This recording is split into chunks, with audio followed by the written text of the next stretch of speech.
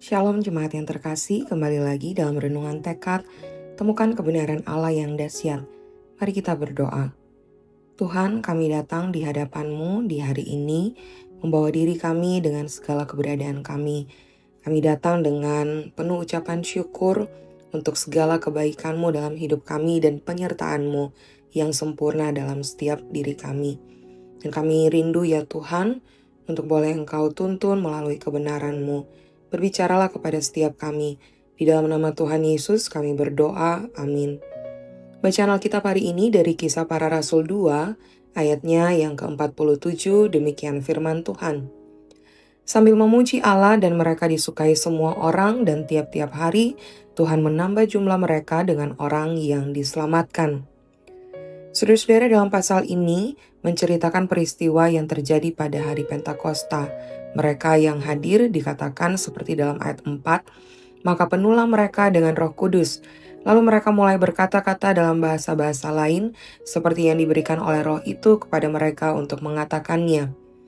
Sementara di sisi lain, Rasul Petrus berkhotbah di hadapan mereka semua, menyatakan tentang pengorbanan Tuhan Yesus dan banyak orang yang bertobat dan memberi diri dibaptis. Dan kira-kira jumlah mereka menjadi 3.000 jiwa.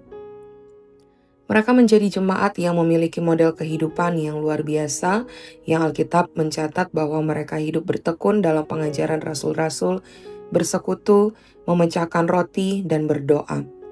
Selalu dari antara mereka setiap hari ada yang menjual dan berbagi sesuai dengan keperluan mereka masing-masing, yang dilakukan setiap hari dengan selalu bergilir bersama, penuh kegembiraan dan tulus hati sambil memuji Allah.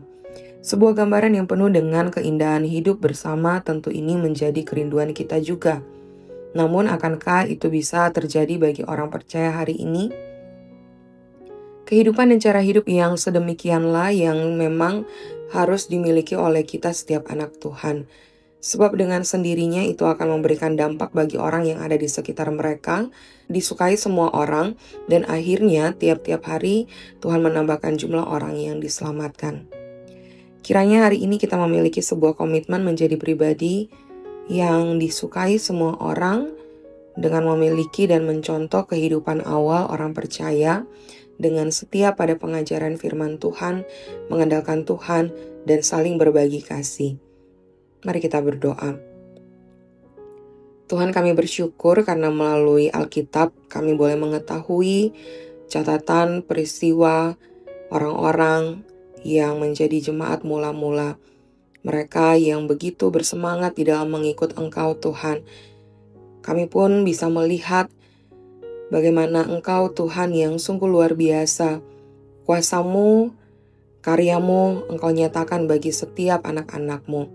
Dan biarlah ya Tuhan, kami tidak hanya melihat ini sebagai sebuah catatan, sebuah peristiwa yang pernah terjadi, tapi kami boleh meyakini bahwa kebenaran firman Tuhan ini itulah yang akan menuntun dan mengubahkan kami.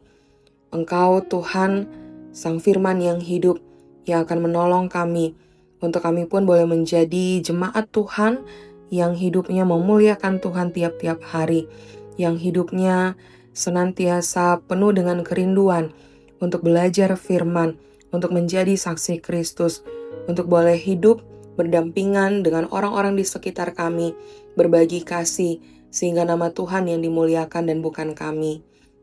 Kami bersyukur untuk firman-Mu ya Tuhan, biarlah kiranya Engkau yang akan menolong, menuntun setiap kami di sepanjang hari ini.